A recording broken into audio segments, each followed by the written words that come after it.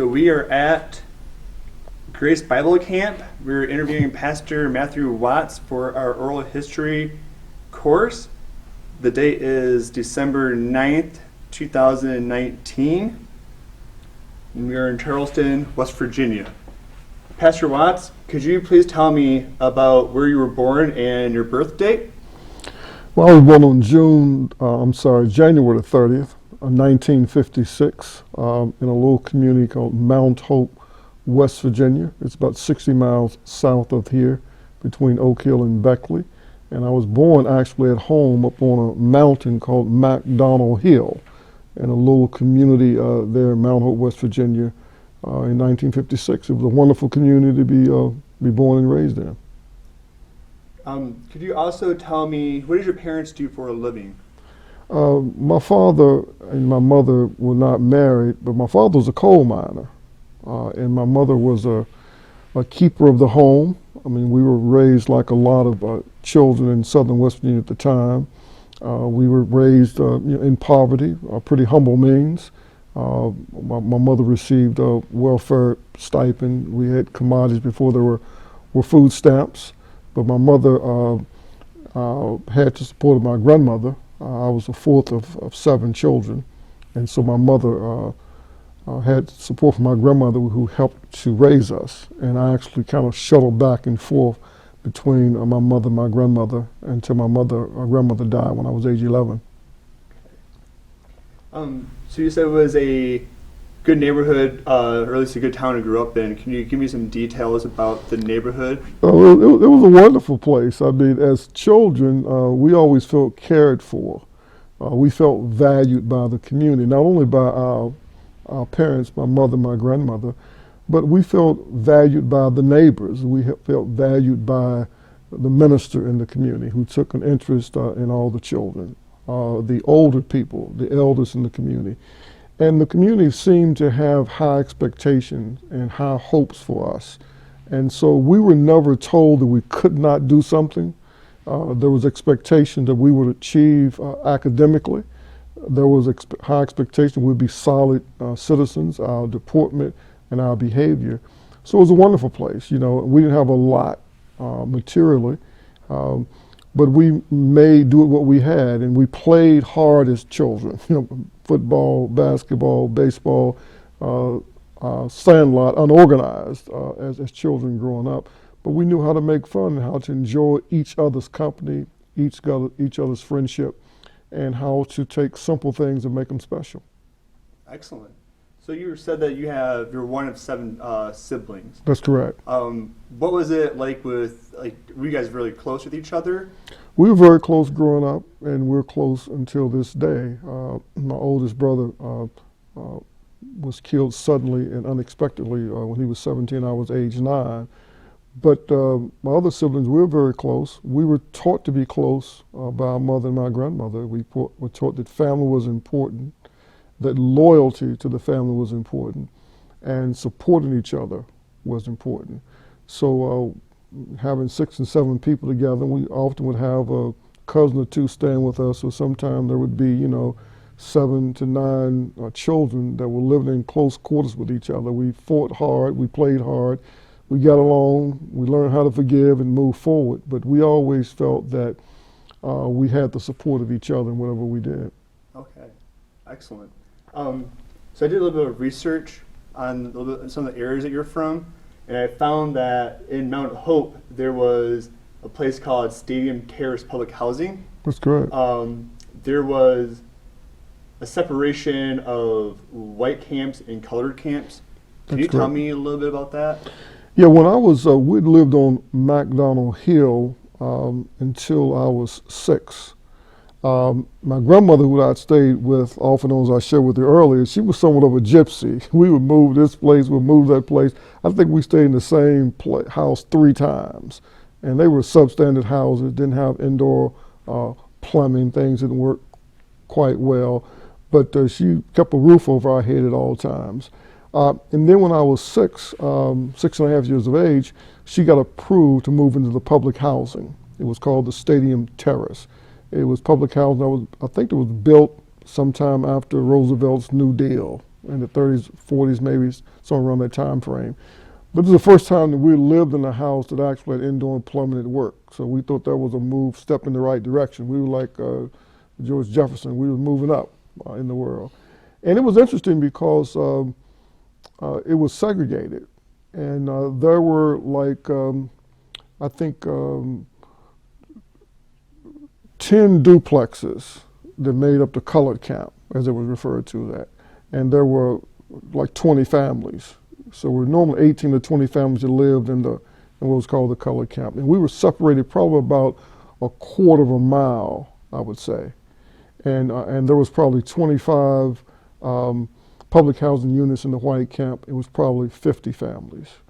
And that was just life the way it was. And so, you know, I was born in 1956. But West Virginia was quite segregated in a lot of ways. We were a part of the southern states, even though it wasn't admitted and talked a lot about. But West Virginia being the only state that was born during the Civil War, so we've been a part of the Virginia Commonwealth. And so there was segregation in West Virginia, just like there was segregation in most southern states and then in many northern states. So we were kind of born into that. And because the African American community was pretty small, we kind of knew our place, you know, and we figured out how to stay in our place, to not have to deal with some of the consequences for not sort of being in your place. So the town was pretty much segregated. Blacks live in certain parts of the town, you know, whites live in other certain parts of the town. You'd have a street where blacks and whites lived on, but that street would be segregated. That the upper part would be Caucasian, the lower part would be blacks, as was the case with Main Street in Mount Hope. So, but again, you know, it wasn't the harsh, you know, oppressive type of segregation that we watched on television, right? In terms of watching Montgomery, Alabama, or places in Mississippi and Georgia. But we knew there was a difference, and we felt like that we were treated differently. Just to clarify, do you know if that was was it law that was segregated, or was it just more of like a culture thing that was going on in the community? No, I'm pretty sure that it started out as being the law. Mm-hmm. And most people don't realize is that public housing in America was created to be segregated. As a matter of fact, America is segregated because the federal government chose to establish public housing on a segregated basis. If you read Mr. Richard Rothstein's incredible book, The Color of Law, and he shows how the federal government did more to segregate America after slavery and during the time of segregation, because of the way the federal government funded housing. And in some cases, it would deny blacks access to federal loans to purchase housing, right? So like the GI Bill, coming from, and most federally funded public housing complexes that were built during the Roosevelt administration and after that was built on strictly a segregated basis. So they were built to be segregated, and that segregation extended from the time they were constructed. What I found ironic as a kid growing up is I never will forget, I remember very, very vividly in the summer of 1964 when the Civil Rights Act was passed, you know. And so we thought things would change dramatically in our community, but they really didn't. I was going to segregated schools before the Civil Rights Act passed. I was going to segregated schools after the Civil Rights Act passed. We went to the movie theater. It was segregated by race. The African Americans sat up in the balcony. The Caucasians sit on the floor, and they sit on the right. We were restricted to the left-hand side. And when my mother moved out of the Stadium Terrace public housing complex in the summer of 1973, it was still segregated by race. Now we're talking about 8 years after the Civil Rights Act of 1965. Now I'm not sure if the segregation then was legal, but it was still practiced. And at some time when I was in college, between 73 and 77, is when the public housing complex in Mount Hope was family integrated. Okay. So during your time in at W.D.B. Du Bois Elementary, can you tell me where it was located at? Yeah, W. Du Bois Elementary School was located on in a place that was called Kessler's Holler, right? That's what it was called. It was named after a family, a Caucasian family that had kind of settled that part of the community. And so you have the main street, the main drag that comes in the Mount Hope, and then you would turn off the main street, and you would wind back up in a hollow. There were a lot of people that lived alongside the street you went up, and it wasn't far, maybe from the main street, maybe half of a mile. And the school literally was built on the side of a hill, traditional to the way the segregated elementary schools were built at the time.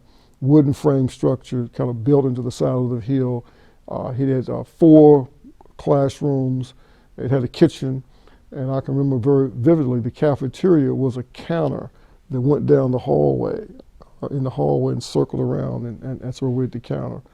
And so that was Kessler's Holler, W. Du Bois Elementary School. And unfortunately, when the school was closed, I believe in 1966, if my memory serves me correctly, that someone set fire to it, so it was burned down, so there's no structure that remains there. But the steps actually are still there. The steps that you had to walk up to go into the school are still there. And this past summer, my younger sister was home, and we were up in Mount Hope for my stepmother's 100th year birthday. And we kind of took our children up in Kessler's Hollow where they could see where we'd gone to school. And my sister made note of the fact that the steps, she thought it was symbolic and very poetic, the steps remained because we were always told that we were climbing, that we were going up. So the steps were still there, that we had to walk up every morning to get into the school building. Excellent. Do you remember much of the curriculum that you studied in elementary school? Particularly, do you remember like what the history lessons were like? Well, what I remember quite vividly in the first grade, I remember studying Ted and Sally. That was a little reader where we read about Ted and Sally and Boots, and I remember that. I remember the second grade reader was We Are Neighbors. It was the name of the book. It had all these stories in it, and you'd have a story. At the end of every story, there'd be question, there'd be vocabulary words, and then there'd also be the vocabulary words would be spelling words. And so that's what I remember most vividly about those early grammar school years. And I remember my teacher, Miss Elise Wheeler, really kind of drilling us on vocabulary, on words. We would learn to read in elementary school it was almost like we would sing. We would sing the words as we read them. You had to read individually, you would read as a group. There was spelling at almost the end of every day because she wanted you to be a good speller.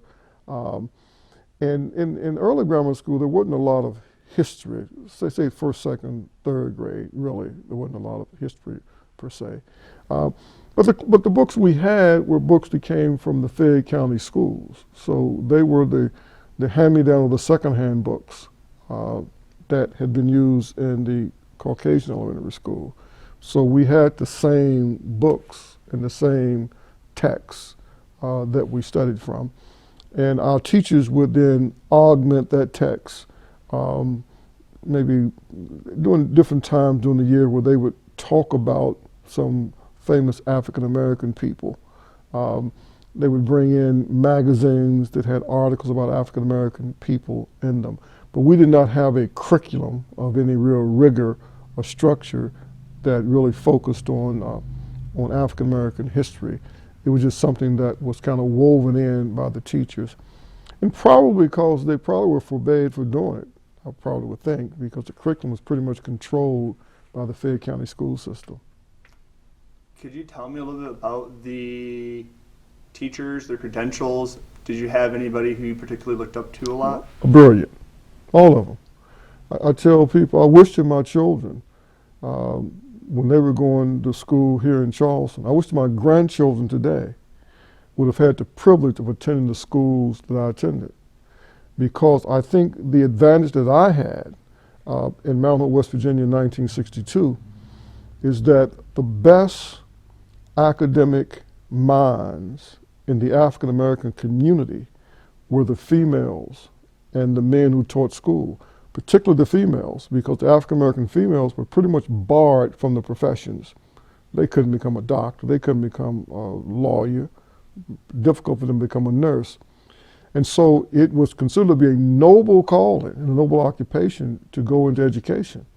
So the very brightest African American female and African American male minds, I believe, during that era and prior to the era, they went into education. And they were educated at the historically black colleges in West Virginia, either at Bluefield State College or West Virginia State College, which is now West Virginia State University, because for many years they couldn't go. That's the only place they could go. They couldn't go to Western University. They couldn't go to Marshall. So they were restricted to going to these historically black institutions. And so they had a tremendous pride about their education, and they felt that their profession was also a calling, and that the future of the black race would depend upon how effective they were in educating the students. So I had really 3 grammar school teachers. Miss Gladys Wheeler, I had her in the 1st grade, part of the 2nd grade. And not because I was so smart, because I had siblings that worked with me all the time, so I completed most of the 2nd grade work, so she put me in the 3rd grade, the 2nd semester of my 1st grade year. The 2nd semester of my 2nd grade year, she put me in the 3rd grade, and then after being a half a semester in the 3rd grade, they put me in the 4th grade. So then I settled in at that point.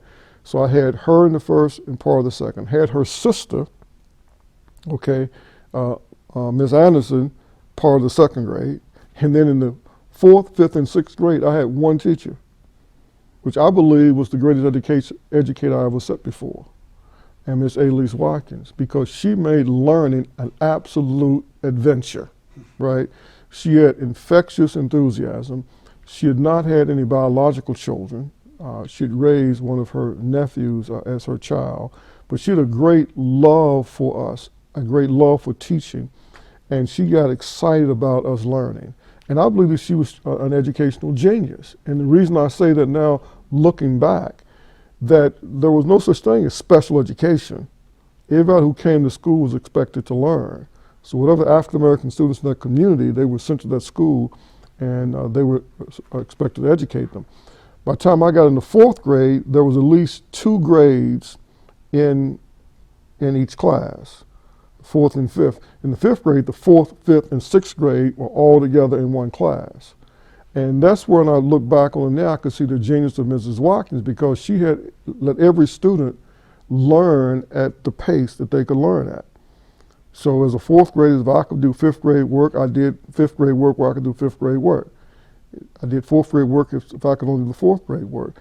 And she was moving back and forth between the 4th, 5th, and 6th grade all day long, keeping us all busy, keeping us on task, but making sure that we were mastering the concepts that we had to learn. She was absolutely brilliant. And so then, after I completed my 5th grade year, when they finally closed W. Du Bois and they sent us all to Mount Hope Elementary School, well, my good fortune is that she landed a job as a 6th grade teacher in the now integrated school that we attended, and I was fortunate to get her as my 5th grade teacher. So she basically, really sort of guided my education, 4th, 5th, and 6th grade. And then I didn't realize how well I had been educated until I got into 7th grade and went to school now with the brightest and the more affluent Caucasian students, and began to realize that I knew as much as they knew and knew some things they didn't know, because we were educated differently, particularly when it came to math. We were taught, I think, in a different way, which I believe that lended to me having a kind of an affinity and affection for math, because in my previous life I was an engineer, because of the love for mathematics, and science that Mrs. Watkins had instilled in me. So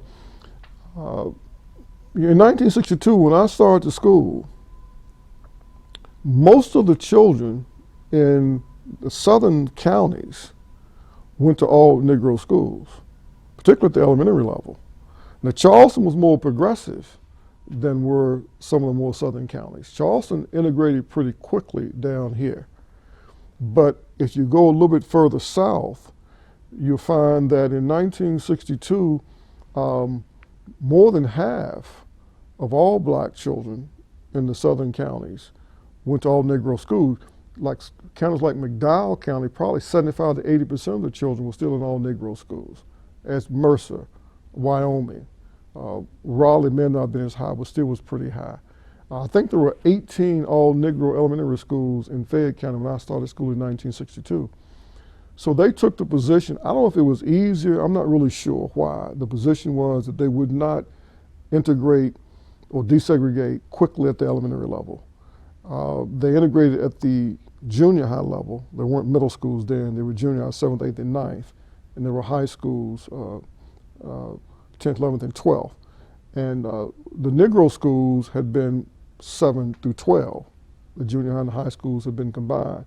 1st and 6th were together, and 7s and 12s were together. But as I look back on that, it was kind of interesting that when I started school, I had older siblings that were in junior high, and they were going to school to the integrated Mount Hope Junior High School, where myself and my sister was older than me, and my sister was younger, we were going to segregated W. Du Bois. But it didn't matter. It's not like we wanted to go to school with white people. I mean, that just wasn't the case. We were not itching to go to school with white. As a matter of fact, when I was in the 5th grade, I had a choice because they had started doing some more integration. And so, depending on where I chose to live, I put down as my address. So my mother was still living on MacDonald Hill. So if I would have used her address, then I could have gone to either Du Bois or to Mount Hope Elementary. If I used my grandmother's address, then I had to go from the Stadium Terrace to projects. That was interesting, that they kept the kids in the projects going to the segregated school. I would have to go to W. Du Bois. So by choice, and my mother let me make the choice, I used my grandmother's address because I wanted to continue to go to school for all black kids. That's just where I felt comfortable, and I was in no great rush to go to school with Caucasian. I felt like it would come soon enough, and I knew it would become when I got to the 7th grade. Community, even though it was a real small community, we didn't interact with white people a lot. Not at the elementary level. We kind of played together as blacks, and they played wherever they played, you know, and there was not a lot of interaction that happened at that time in our community. And even when we got up into junior high, we went to school together, but then we didn't really socialize together that much after school. And that's kind of interesting. And the elementary school playground, Mount Elementary School, after school, it became the place where the African Americans went, and we played basketball there. And very seldom would Caucasians come up there and play. It's kind of ironic as I think about it. And as I got into high school, it started to change a bit. There started to be a little more interaction. But in elementary and junior high, there wasn't. Thank you. Except doing athletics. Mm-hmm. Except in athletic contests, and then you kind of came together. And athletics played a major part, I think, of maybe building race relations and building friendships. When you were in high school, do you remember how were the experiences going to like a football game or basketball game? Yeah, again, I think that sports, as I said earlier, it became a venue, and it provided, you know, a backdrop for people to come together and work together, where there was at least the appearance of equality and fairness. By that I mean that the rules of the game required there to be certain amount of integrity. So sports played a very, very important role in the lives of African American boys.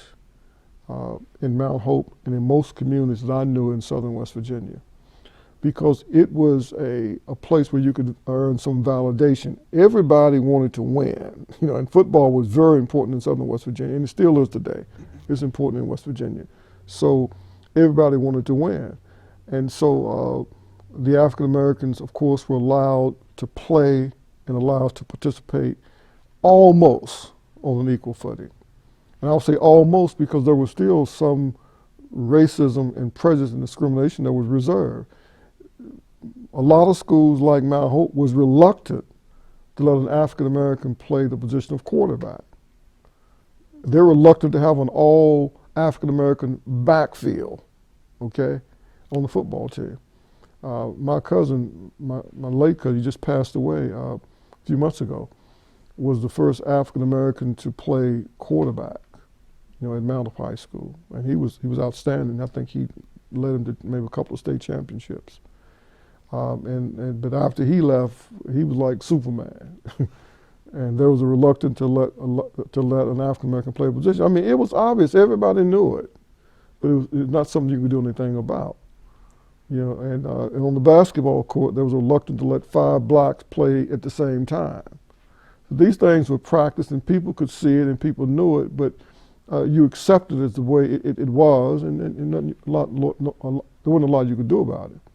Was that because that had anything to do with either like the coach not wanting them on it, or was it parents, or was it pushback from the school, or a little bit of everything? I think it's a little bit of both. I think there was a certain amount of pressure. There was groups like, the Lions Club, and they were to make sure that their children was represented in athletic teams in various prestigious positions. And so I think it was a combination of both. And it was a combination of just the historic segregation and the racism that was kind of woven into the fabric and the culture of the society, not just Mount Hope, but most of West Virginia that I knew anything about. But we got along fairly well together. Where the big rub was that there was a strong reluctance to have an African American female as a cheerleader or as a majorette. There was strong resistance to that. And I remember when I was maybe in late elementary or early junior high, possibly, there was my boyhood pastor, Pastor James Thompson, who was a great man and committed to fairness and social justice.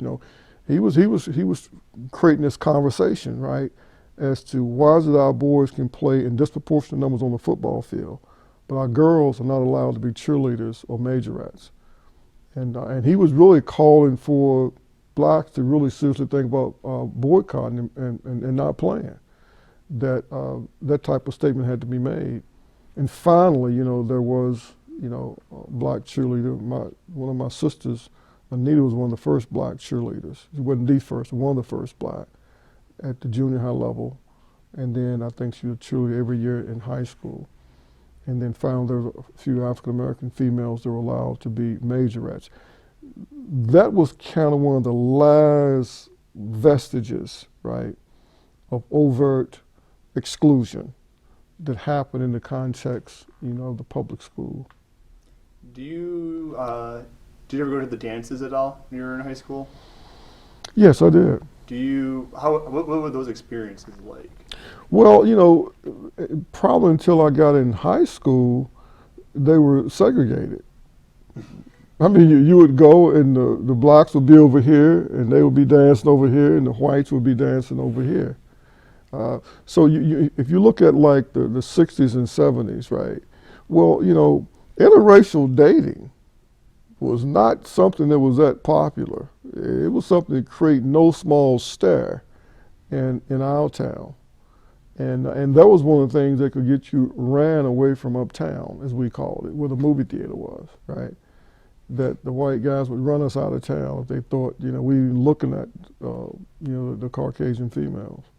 So there was a lot of tension over that issue at the time. So that it was not something that was overt. I'm sure there was some dating taking place, but it was pretty secret. I remember fights. I remember some pretty serious confrontations happening over, an African American male, having a white girlfriend. It was pretty serious. Not only there, but again, in other places as well.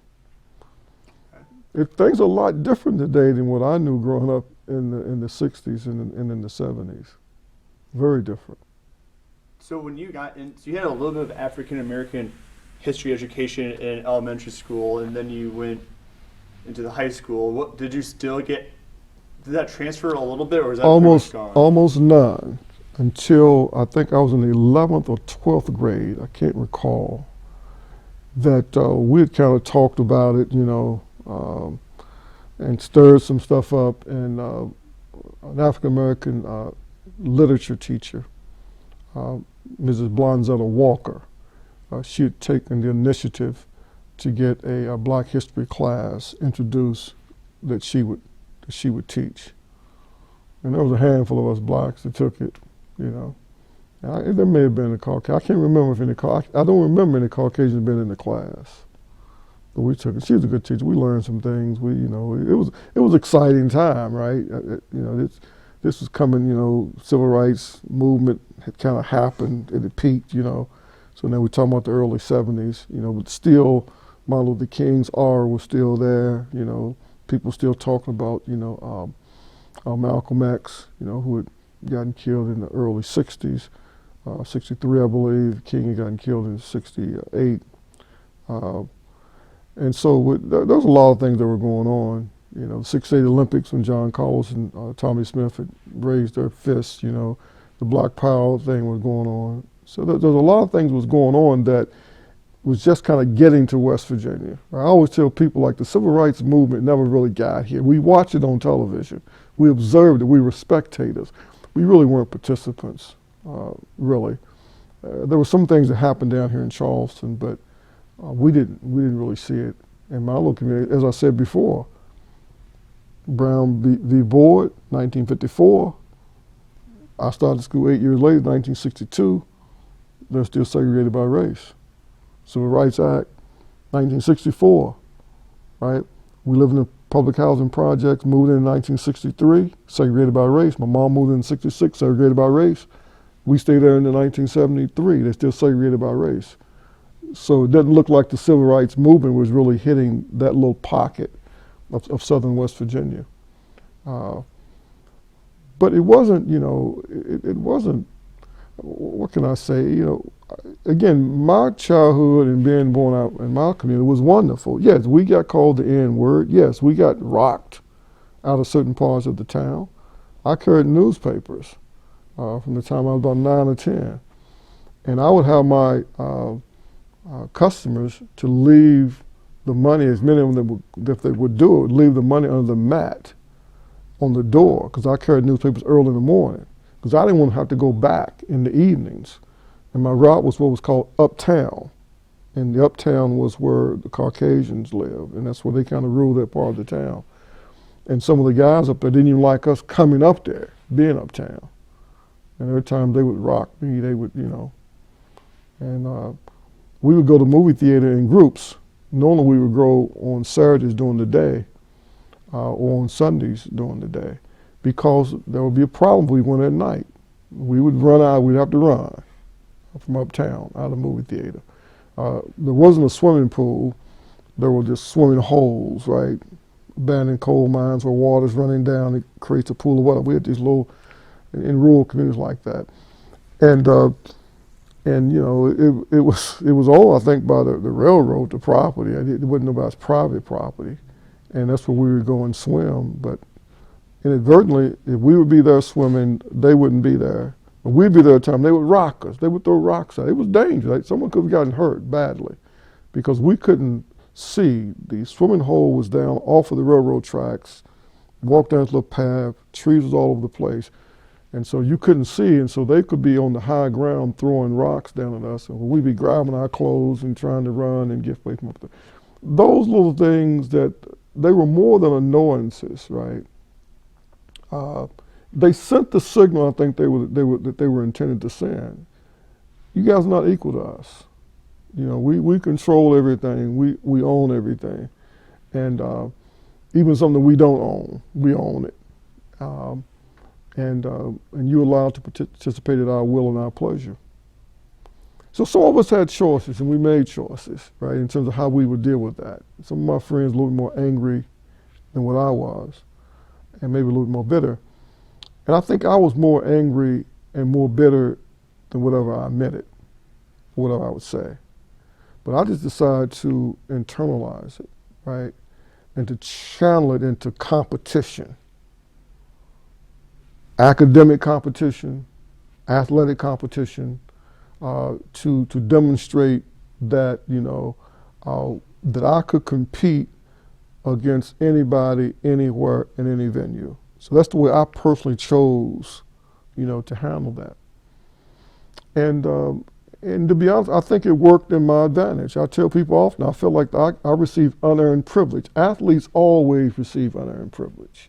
Outstanding athletes always receive unearned privilege. There's an infatuation that people have with athletes at every level, right? And being a fellow Eastern athlete, I think that, I was accepted more than some of my friends were.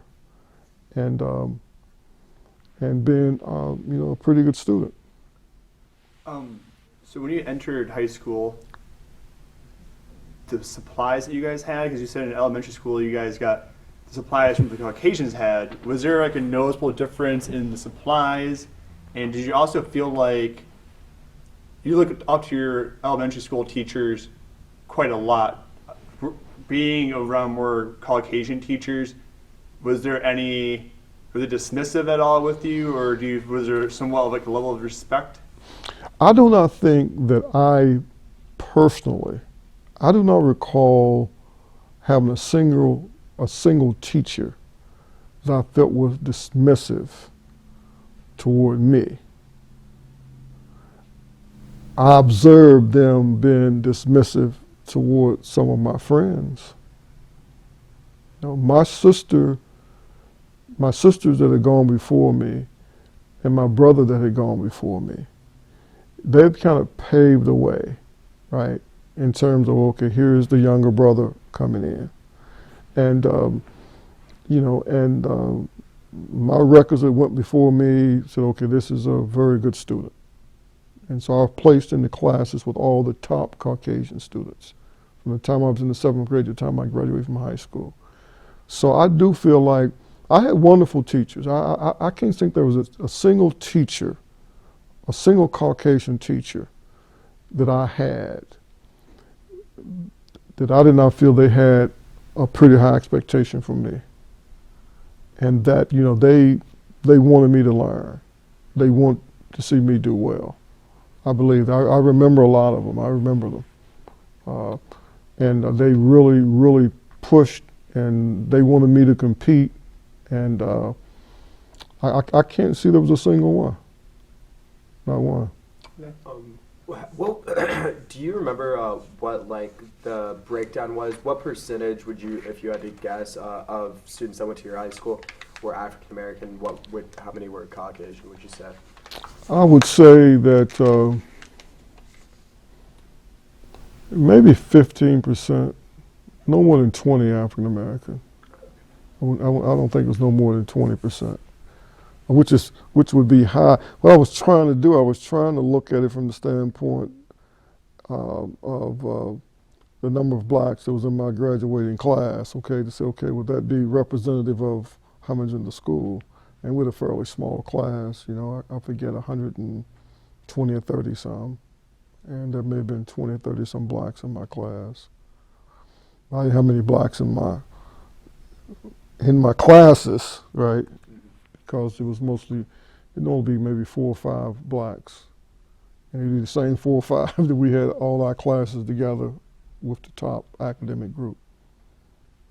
So the teachers, do you remember the credentials that the teachers had in high school and in junior high? Yeah, again, back then, that little community had, I believe it had a real commitment to education. And there had been a lot of individuals that were from that community that went off to college and that came back to teach. And so they were really, I think, devoted to the community, to the school. It was their alma mater, and to the students. And so, I mean, they all, were very well trained in their subject matter. We didn't have, like, for example, now you go to these schools and you have, somebody that studied something else teaching math. I mean, we didn't have, everybody was certified, in their subject area, right? I remember my 7th and 8th grade science teacher. Never will forget her, Mrs. Lively, right? Mrs. Lively had never been married. Mrs. Lively was devoted to one thing outside of her mom, and that was her students and teaching us.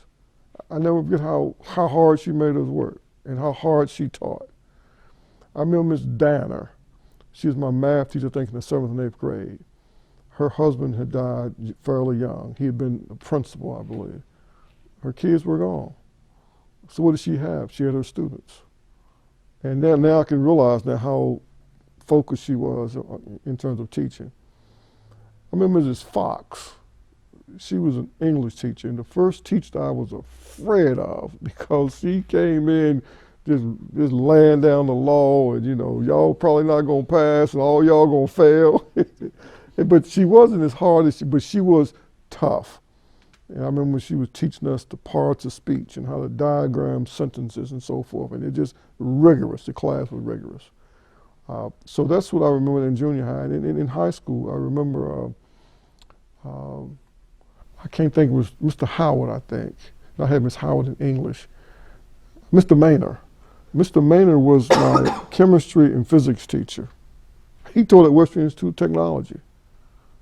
He taught that class, and he taught that class like we were in college. I mean, he lectured, right? He didn't care if you took notes or not. I mean, he said, look, this is chemistry, this is physics, you better want to learn it, right? And so I thought I had great teachers, and they were committed. I felt they were committed to us learning. Now again, I will say this, I believe that my experience was different from a lot of my friends because I believe I benefited from being in the class with the doctors and the lawyers and the accountants' children, right? And I think all those teachers knew that those people expected them to be on their game. So I think I benefited from that. I don't think some of my peers that were in other classes that didn't have, and now that I think about it, we didn't have all the same teachers. So I didn't realize, now that I think about it, for all the same subjects. So it's obvious to me that the students that were in what they call the one, literally they put you in 7-1, 7-2, 7-3, and 7-4. So 7-1 was the top kid, 7-2 was next, 7-3, if you had enough to, there'd be a 7-4. Normally at least 3, sometimes 4. I don't think they can legally do that today. They got to do it a different way. They got to call the class something and let you opt out by taking a class that may be an advanced class or college level class, or if you're in high school. So that's what I'm trying to do. It's always about race and about class, right? It's becoming more about class now, but it's still also about race. But it's always been about race and class. And if you are able to get closer to the upper class, then there are some benefits that you get just by being a part of the upper class, you see? Mm-hmm. So when Brown versus Board came out 1953, I believe. Or 54. 54, okay. So you were...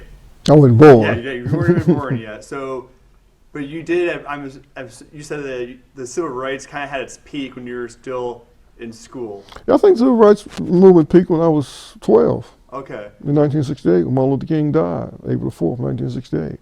Can you talk about that experience, like as you were growing up to being 12 and even in high school after maybe it started to dwindle a little bit? Yeah, as I said before, we were watching stuff on television. So you guys don't understand, right?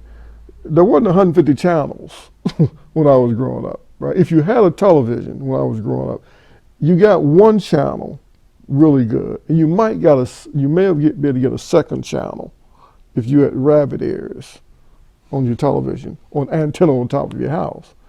So the television, everybody watched the same thing. So we watched the news, we watched what was going on. So, we was watching things that were shown on television about the civil rights movement. We were watching news specials. So we knew what was happening in Mississippi, what was happening in Alabama, and what was happening in Georgia. And we knew how badly African American people were being treated. And we were certainly hoping it wasn't going to come to us, because it got close enough in parts of Virginia and that type of thing. So, so we knew that these things were happening. And we also was expecting that some change was going to happen. Some changes was going to take place. Because we didn't know the brutal, the horrific type of discrimination and treatment that people in the Deep South was experiencing. Because we didn't challenge anything. We really didn't challenge much, right? We may have experienced some of that. We challenged, though. We accepted segregation. We accepted segregated housing. We accepted segregated schools, right? We accepted not being eaten in certain places, not being able to go in certain. We just accepted it. So we weren't really kind of challenging it. And had it been challenged, and because the black population in West Virginia was so small in most places, that the economy of scale was not there to really challenge something as strong as it could have been challenged. They did there in Charles. They challenged something. They challenged Woolworth to desegregate the lunch counter. They challenged to desegregate Rock Lake Pool. So there were some marches and demonstrations that took place in Charleston, and some things, there was some confrontation, but not where I was raised at. But we were hopeful that, the change would happen, right? But we didn't really know what would it really mean for us. We didn't have any money. So it wasn't like we could live in a different neighborhood if they would let us. We couldn't buy the house if the house was available to be sold to us. I guess it was just different. As we looked at it, I was not miserable as a child. So I wasn't miserable. Like I said earlier, it didn't really bother me that I couldn't go to school with white kids. That didn't bother me. It didn't bother me that I had to sit up in the balcony. I didn't stew over that. I could go to the movie theater, I could watch the same movie. So certain things, I guess, you accommodate to and you accept. I think it was harder for our parents because they had been denied significant opportunities for employment. They had been relegated, right, to the lower rung of the socioeconomic ladder.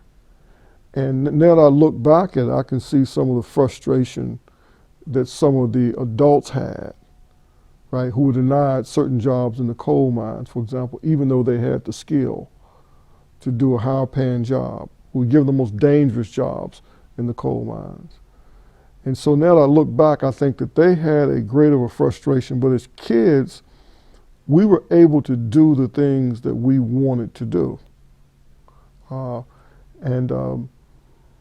And so we were sheltered, I think, from some of the really more harsh realities, of segregation that maybe our parents had not been sheltered from.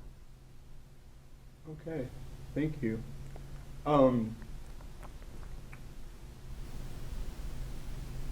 So, do you know why the African American schools took longer to integrate in West Virginia? I can tell you from a practical standpoint, I could kind of understand, okay, that elementary schools are normally smaller, right, than high schools are. So I can see that if you had 20 elementary schools that had been all African American elementary schools, that you can say, well, it's going to be hard. We got to build new buildings. That's what I've tried to rationalize it that way. Maybe that was the reason for it. It was easier in some places to integrate at the high school level because they were smaller. And I think they made a transition, whereas all African American high schools normally have been 7 through 12, whereas the Caucasian schools were 9 through 12. And so it may have been easier to create junior highs, right, with all the 7th through 9th graders in the high school, and then maybe it just took them longer to do it. Oh, but on the other hand, there may have been cultural resistance. And I think that in some places that played into it, that the Caucasian community wanted to socialize its children around this issue of race and around the issue of racial superiority at the elementary school level, and then allow them to have these segregated experiences for the first 6 years of their education before they moved in. And someone would have to dissect it. I don't know, but it didn't appear to me that they were trying to do in all deliberate speed, as Brown said. I don't think it took 8 years to integrate elementary schools in Fayette County. Someone just decided we're not going to be in a hurry to do it, and that's what it looked like to me. I remember the last year of segregation at the elementary level. There were only 52 of us. 52 first grade through 6th grade. Okay, black students continued to go to W.E. Du Bois. They kept a school open for 52 kids for a whole year. I don't know why that happened. And they told us we were a part of the school, right? So supposedly the school was integrated into Mount Hope Elementary School, but we still went to W.E. Du Bois. We still went, and that last year we only had 2 teachers.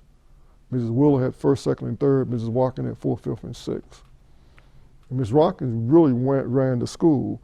The principal would come up there 2 days a week from Mount Hope Elementary School. Let me tell you an experience I really recall from my elementary school years. I was in the 5th grade, the last year of W.E. Du Bois, that we were segregated. And I'd gotten wind that they had a basketball team at Mount Hope Elementary. And we were supposed to have been a part of Mount Hope Elementary School. But because we were not physically at that location, it was probably about a mile between the 2 schools. But in the country, a mile ain't nowhere. There's nothing to walk that. That's nothing. Tell my grandkids to walk a mile, they think I'm practicing grandparent abuse, right? And they don't walk down the street. We walked all the time. We never had a car. We walked to school 2 miles probably from McDonald Hill to Du Bois. But I got wind of it. I always loved basketball, and I went and told my mom. My mom was a feisty person, and she would take things, but she wouldn't take nothing, any type of mistreatment of her kids. So she called the principal, and she said, if y'all got a basketball team, if he's good enough to be on the team, I want him to have a chance to play. He's supposed to be a part of Mount Elementary. And so the principal said, well, this, that, and she said, no, he can walk up there. So sure enough, the principal, he made arrangements for me to have a tryout and for me to come up there to Mount Elementary. And he came down there. They practiced during noon, and he came down, and I'm just sitting over there because the coach didn't know why I was there, and I'm just there, so he didn't put me in. He's put me over on the side. I was just sitting there watching the kids play.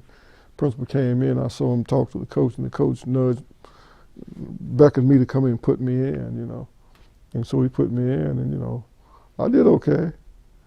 And so then the coach decided he was going to let me play. So then when I go back to the school, my other friends find out, and I tell them what's going on, and then our teacher, Ms. Watkins, she becomes the advocate. She then goes to the principal and says, well, why can't all of them that want to play get a chance to play? And so then they had to let us all in. So I was kind of Jackie Robinson of sorts. They let us all come in, and we came up. But let me tell you what they did. They kept us segregated. And so we had to come up as a team, and we played as a team. And I think one of the greatest, most satisfying things that we had was that we ended up winning the school championship. And in all fairness, what they did, all the classes had to come in as a team. So since we were a class at Du Bois, we came in as a team. And so the first round, we made it to the championship and then we lost. But see, we didn't have no place to practice. And they had this full court and an indoor basketball court. They had an indoor gymnasium and had 2 outdoor courts. Well, where we at W. Du Bois, we only had a merry-go-round. We didn't have a swing set. We didn't have nothing but a merry-go-round. There was a swing that had been there. I don't know if someone had fell years early and broke. I don't know what happened, but they never would put swings on it. So we didn't have a swing set. We didn't have nothing, just a dirt playground. Mrs. Watkins got her husband. He took his money. He was retired. He went to the lumber store. He bought lumber and wood. He came and built us a basketball hoop in the turnaround space where the buses would come and turn around so that we would be able to practice during recess. And we got there, we practiced, and we got us some plays together. And then we came back, we won the championship. It was quite satisfying. Even the coach got a kick out of it. He kind of got a kick out of the boys from Du Bois coming up to the fancy school, right? And winning the championship. It was fun. I never forget the look on their faces in terms of how much better we had gotten, right? So anyway, that's another idea of the commitment that a teacher like Miss Watkins had to us. She wanted to see us treated fairly. And she wanted to see us have a chance to compete, and show what we could do. So, and that's just the way it was all through my childhood. And you go up there now, people, they still love me, A lot of people passing away now that were adults when I was a kid growing up, but they always encouraged us. They always encouraged us. When you graduated high school, you attended college. Yeah. Could you tell me a little bit about what year you entered college, Right. and what did you end up studying? Yeah, I entered college in 1973, and I ended up studying civil engineering. Didn't really have an idea what an engineer did. And I tell people this story, they think I'm making it up. It's really true. I sent my application in to major in physical education because I love sports, and I love to teach. I thought I loved to teach because my role models were teachers, my coaches, my teachers, right? And I thought they were doing something significant and valuable, and they were inspiring people, and they inspired me. And that's what I thought I would do. So I didn't go down for freshman orientation. I waited late, and I go into the school. I'm from a little small high school. We had maybe 400 people in the school. Maybe 500, no more than that, I'm sure. And so I go down, and it's a small college, but to me it's a big thing. You got 600 freshmen, whatever the number was, more than my whole high school class. And they're in the gymnasium, and I look at this line for education. Man, it's long. And I'm not a very patient person. And I look at the line there at the engineering table. It went, I don't know why they're down there. I said, I think I'll go down to that line. So I go to that line, and I tell the guy, I think I want to sign up for engineering. He said, we don't have your name here. I told him my name, and so he says, well, what did you send in for? And I said, well, I sent in for physical education, but I changed my mind. He kind of laughed, right? So he went and got my records, and he came back, and he looked at, I guess, my ACT scores and said, okay. So he gave me a schedule for civil engineering. What was your experience like as you went through the school? It was interesting. I don't know. I don't know if I really ever bonded with the school at West Virginia Tech. I'm not really sure if I did or not. At the time, I was the only basketball player that was in the engineering program. And that was difficult. This wasn't WVU, okay? You don't get no tutors. You don't get nobody to help you. You're on your own. You miss class, you got to get somebody in the class that you know is a friend of yours, see if they let you copy their notes, and so you can get caught up. You're on your own. So, the academic rigor was higher than what I was used to, coming from a small school. that I came from. But I had great teachers in college. All the classes were very small, you know. But for me, I was always concerned I might get behind. You're practicing late, you got games, you're getting back real late, you're missing class sometime because you're traveling. We're not doing a lot of overnight travels, but back then the interstate wasn't complete. So there wasn't no interstate all the way to Morgantown. Okay? So to get to Fairmont was 4 hours or whatever it was. To get to Buck Island, I mean, it seemed like it took forever. But I made some lifelong friends there in college. But I was there on a mission. I was on there to get an education, play basketball, and kind of get out of here. And there wasn't a lot of African Americans on the campus. And it wasn't until maybe a junior year that I even bonded with many of them. And maybe my lack of bonding there, maybe it wasn't all the school's fault. It may have been partially maybe my fault. I'm not really sure. But it was a great experience academically. So when you graduated, how long were you an engineer for before you went into pastoring? Almost 19 years. Oh, so you were doing it for quite some time then. Oh yeah. Okay. Yeah. I So was pretty good at it. It just wasn't my calling. So why did you ended up? You're a pretty big community leader in Charleston, from what I read in a lot of the articles. You seem to be pretty involved. I don't know if I'm a pretty big community leader now, but I got an opinion about a thing or two. Yeah. And Well, I read that you I'm not did like bashful about articulating it. Sorry, can you say it one more time? So I'm not bashful about sharing my opinion on things that's important to me. Mm-hmm. That's good. I saw that you did like it was a tour of the Charleston's Triangle District and with WV Freedom School. Do you remember that at all? I do. Could you explain to me what that was like? In this instance, you would bring that up. I'm an amateur historian in a very narrow way. I'm trying to understand, the history of black people and history of poor white people. And why is it we can't figure out we need to be working together? Because we got the same challenges and the same issues that we're dealing with. So I'm always trying to figure it out. So being in Charleston has been interesting to me because I knew there was a history here that I didn't understand. And how could blacks in Charleston be in such a difficult situation, right, that we're currently in? And so in trying to figure some of those things out, and it took me a while to figure it all out.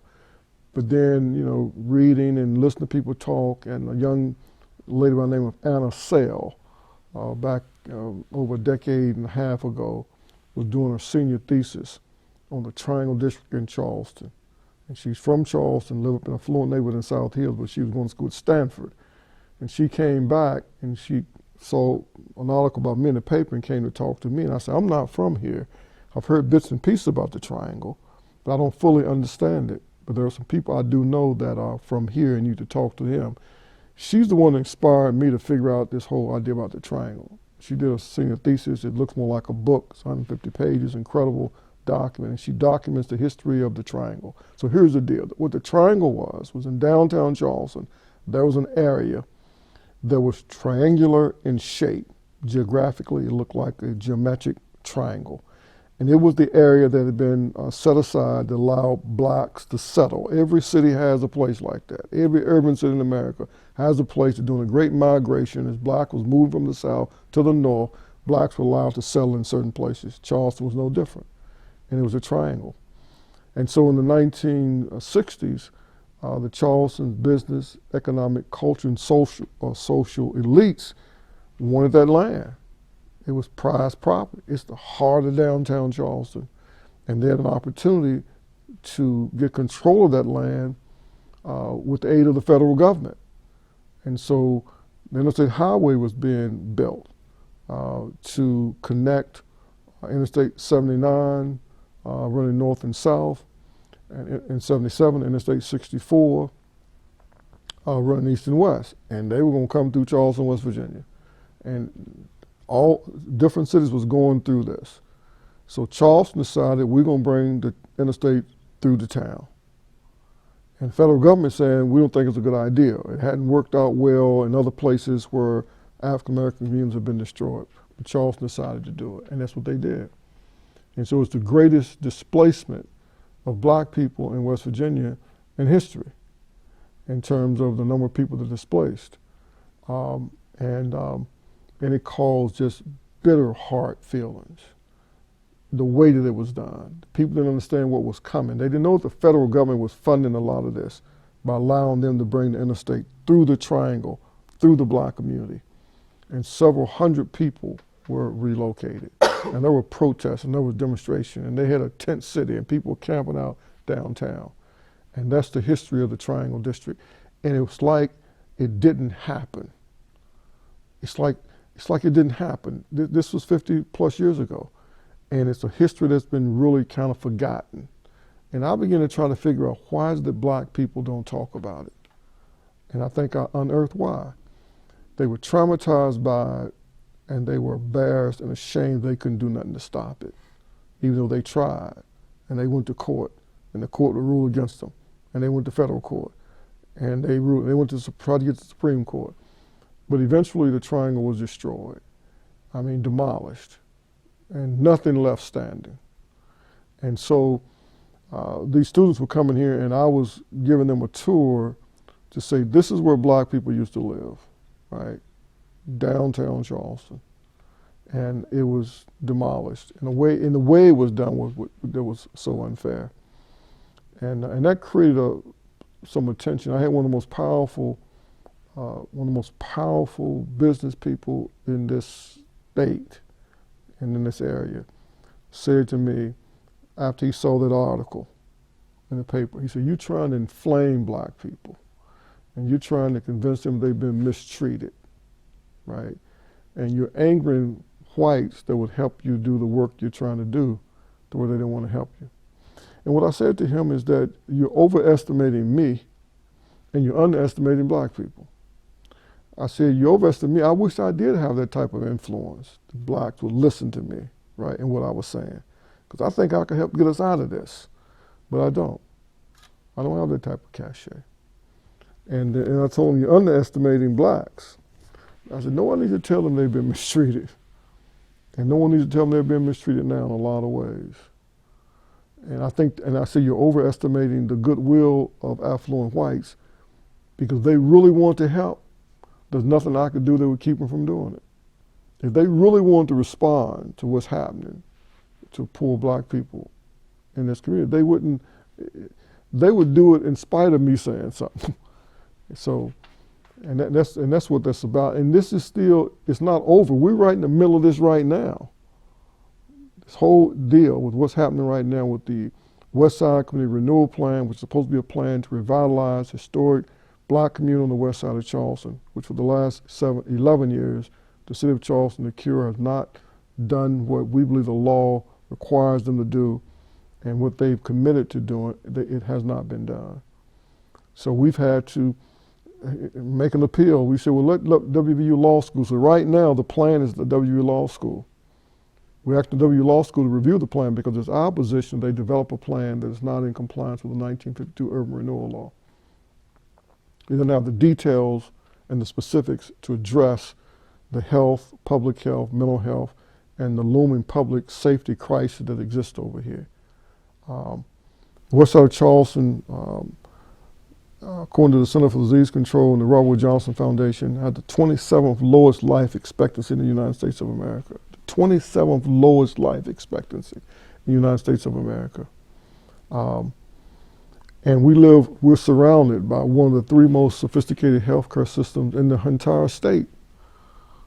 WVU, Morgantown, Ruby, and the medical school. And we got the Charleston Area Medical Center down here, and the WVU Medical School that's down here. And we got Thomas More Health System. We got Charleston Heart Center, Women and Children's Center, Trauma Center, Cancer Center. That's just CMC. Plus the medical school, plus Thomas Healthcare System, plus the highest per capita of doctors, physicians, and specialists in the state surrounding this community. You're with a 27 lowest life expectancy because of just historical and present neglect. So, so that was like 2014, I think, or something like that. Yeah, about that. Yeah. Remember the time frame. So, so we're still trying to, to get the attention, to bring people together and say, let's do something to change the trajectory of a community. So see, it's not easy in West Virginia to be an African American, particularly African American male, that's viewed as being controversial. You don't have to be controversial. It's just for people to say that you're controversial, right? Because once you get branded, then you can never rebrand yourself, no matter how hard you try. I've written over 60 op-ed pieces. No one has ever challenged me on the content of the data, the statistics of what I'm saying. They challenge me on, why is he saying that? Well, because it's the United States of America. That's why I'm saying it. And the First Amendment right to free speech is really important to me because my people didn't always have it. See, there's certain things that I value in a way that maybe a lot of people don't value. That to be able to speak my opinion and to share my opinion. And the things I've written about, they're not things that's controversial. I'll give you a good example. There's an article in this morning's newspaper, yesterday's newspaper, where they're talking about the West Virginia is ranked 6th in the nation with the poorest outcome for at-risk youth. You know how long I've been talking about that? A decade. I've written over how many articles about the juvenile justice system, the child foster system, the crisis with truancy, kids dropping out of school, the fact that we have this quiet flow of kids aging out of the child foster care system, kids aging out of the juvenile justice system, kids dropping out of school, and they're the two streams of young people that literally graduate right into the adult criminal justice system. I've been talking about that for years and writing about it, right? And the fact that we have 7,000 kids that appear before a judge or probation officer in this state every year. 4,000 that drop out of school, okay? 10,000 kids that are considered homeless by the school system. 56,000 young people between 16 and 24 that's not in school and not working. I've been talking about this for a long time. But all I've been talking about, I've written specific initiatives of things that could be done, right? To try to mitigate it and to try to address some of those things. So I'm considered to be controversial because I say, no, we can do better than this. We just don't have the will to do better. And we talk about something and think we've done it because we talked about it. But we aren't taking concrete steps to do something about it. So one of the Republican political candidates, basically, had brought this up to challenge the sitting governor to say, well, he hasn't did nothing, on his watch to address this problem. Well, I think that's a legitimate observation, but the problem has existed for a long time. And no one has done a whole lot to address the problem. So that's I think that's one of the challenges, but I think I'm misunderstood only because people don't understand the role that I feel like that I have. I'm a New Testament prophet. I'm a preacher. I'm a pastor. Right? I got one basic job description, and that's to tell the truth. That's it. To tell the truth, not be so much concerned about whether people like it or don't like it, not to be mean-spirited and argumentative, but to really try to articulate a narrative, that is accurate and that is as truthful as I can humanly come to. That is from the pulpit on Sunday morning. But it's also from the standpoint of looking at what's happening in the community. You see what I'm saying? So go back to WVU and go into the WVU catalog of majors and key in the word poverty and see how many degrees the WVU issues for people studying how to address poverty. You know how many it's going to be? 0. Now here with the flagship university, and Marshall's no different, not a single college university in this state has a curriculum of study We're one of the poorest states in the United States of America. Somebody will be studying about poverty. Somebody will be studying how to ameliorate it, how to mitigate it, how to try to reduce the impact on it. But because it's not a priority. Addressing poverty is not really a priority in the state of West Virginia. And that's why we're not making any progress on addressing it. So I've raised issues like that. Why is it that we're not talking about how to address poverty? Not just the redistribution of money, I'm not talking about that, but talking about structurally, why is it that certain communities and neighborhoods are plagued with systematic, perpetual poverty, and nothing ever changes except things get worse? So I get criticized for saying something like this. Are we really a poor community on the west side of Charleston? Are we really? What we have is, if we were a separate municipality, we'd be the 9th or 10th largest county, a city, right? On this west side, we got the number of people they got in Fairmont or Beckley, about 16,000 or 17,000. We got $350 million in income that comes into this community, okay? That's pretty significant. But our money don't stay here overnight, because we'll become what I call an economic transfer center. The money comes in, it transfers out to the downtown economy. It doesn't spend a night over here. Most of the business owners that operate business over here, they don't live here. They have no vested interest in what happens in the neighborhood community. So how do we ever change our trajectory when our wealth leaves every day? Over $1 million leave every day, right? So I started raising those type of questions. If you're not going to help us build an economy over here, build some small businesses that people live here, have a vested interest in living here, employ people from here to keep some of our money in the neighborhood, then we will always be where we are. And so then decisions are made that doesn't help this community economically. When I moved here years ago, there were 3 movie theaters on the west side of Charleston. Well, who made the decision that there would be 0? We don't have a skating rink. We don't have a bowling alley. We don't have a restaurant over here that you could buy a decent restaurant. There may be some on Elk City, I'm not sure. I don't go down there much, but. So anyway, those are the type things that I've tried to raise to try to bring attention that we need to build an economy over here to help build the community and build an economic base so we can attract a more diverse clientele, because the middle class is moving out. Anyway, as I come toward the end of my ministry, I'm just trying to lay things down in writing. And in doing things like this, getting some ideas out for people to kind of think about, that some things have to change in West Virginia.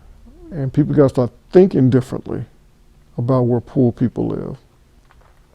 And they got to realize that there has to be some fundamental changes made in communities where poor people live. Otherwise, things are going to continue to get worse. And younger people are going to continue to leave. They got skills and talent. And we got a serious brain drain problem now.